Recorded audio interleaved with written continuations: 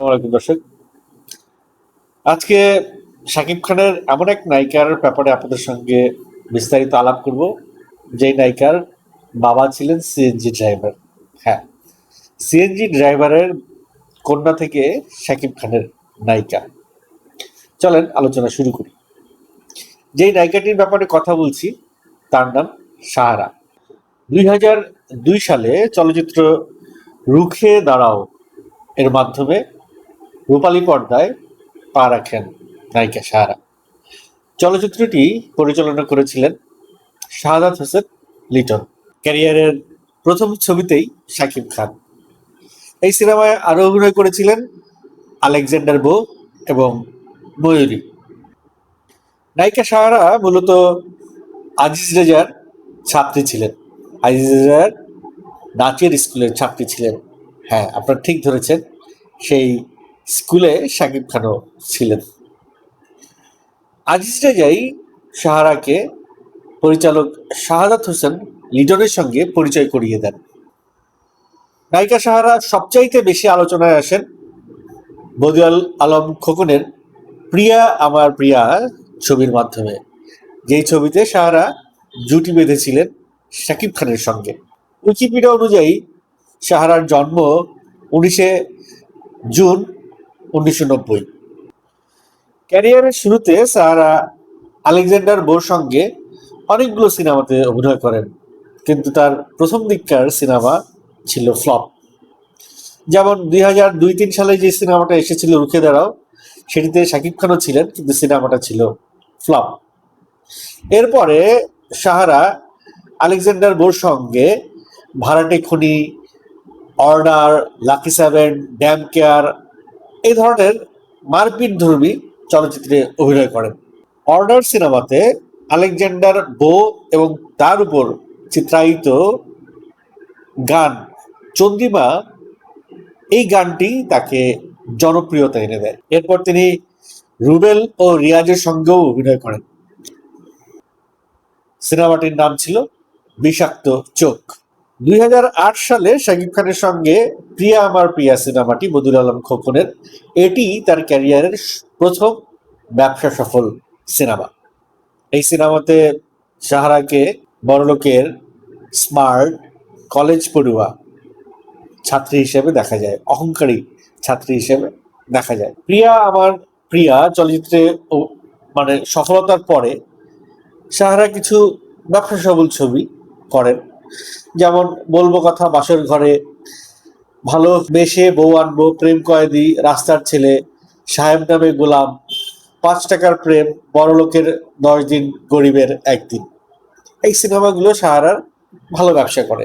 2011 সালে সাহারার বন্ধু তুমি শত্রু তুমি সিনেমাটি মোটামুটি মানের ব্যবসা করলেও এরপরে শাকিব খানের বিপরীতে বস নাম্বার 1 চলচ্চিত্রটি দারুণভাবে ব্যবসা সফল করে। পরের বছর শাকিব খানের সঙ্গে খোদার পরের মা, মাই নেম ইজ সুলতান এই ছবি দুটাও দারুণ ব্যবসা করে।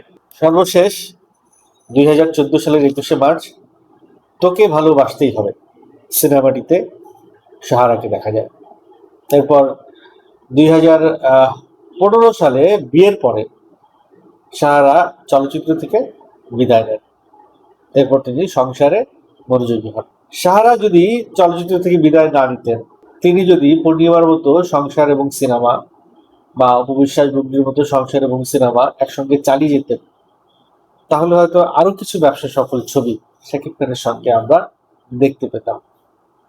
সাহারার উল্লেখযোগ্য ছবিগুলোর মধ্যে রয়েছে রুখে দাঁড়াও 2003, ধর শয়তান 2004, 3 বাদশা 2004, ভাড়াটে খুনি 2004, বিষাক্ত চোখ 2005, Lalu Kosai, damn care, order, lucky seven, Jadrel 2005-06, নষ্ট, ঘরে দুশ্মন, দুষ্টু মেয়ে, শান্ত কেন অশান্ত, বাংলার ডন, ময়দান, অস্ত্রধারী রানা, চক্কর 2007, আমাদের ছোট সাহেব, প্রিয়া আমার প্রিয়া, কাজের মানুষ, মন দিয়েছি তোমাকে, ভালোবাসার শেষ নেই, ভালোবেসে বউ আনবো, আইনের হাতে গ্রেফতার, অভিশপ্ত রাত, ভণ্ডনায়ক, সাহেব নামে গোলাম, প্রেম কয়েদি, বলবো কথা, বাসর ঘরে, রাস্তার ছেলে, ভালোবেসে মরতে পারি, অশান্ত মন, বস্তির ছেলে কোটিপতি, 5 টাকার প্রেম, আমার স্বপ্ন, বড়লোকের 10 দিন, গরিবের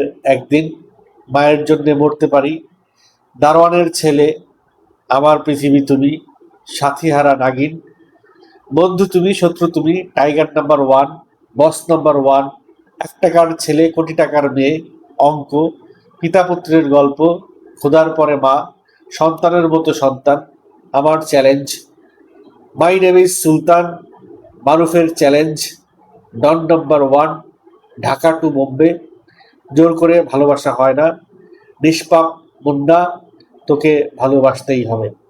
এটি ছিল সাহারার শেষ ছবি, 57 নাম্বার ছবি। অর্থাৎ সিনেমায় অর্ধশতক করা সাহারা হঠাৎ করে সিনেমা থেকে চলে গেলেন, বিদায় নিলেন, সসম্মানেই বিদায় নিলেন। সাহারা বোধ হয় সঠিক কাজটি করেছেন। একটি নায়িকা সর্বোচ্চ 50-60টা সিনেমাই উপহার দিতে পারে এই সময়ে, এবং সেটি সে দিয়েছে।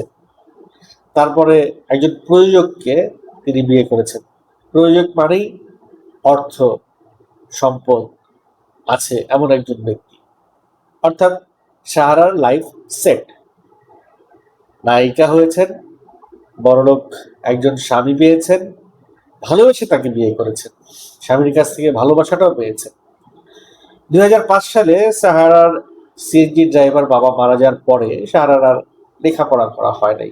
সাহারা হয়তো বাংলা সিনেমায় খুব বেশি সফলতা পায় নাই। সাহারা হয়তো বাংলা সিনেমায় কোনো জাতীয় চলচ্চিত্র পুরস্কার পায় নাই। কিন্তু শাকিব খানের সঙ্গে যদি কোনো নায়িকার নাম উঠে আসে, শাকিব খানের সঙ্গে সফল নায়িকা কে কে ছিল, তাহলে সাহারার নামটি একবার হলেও আসবে।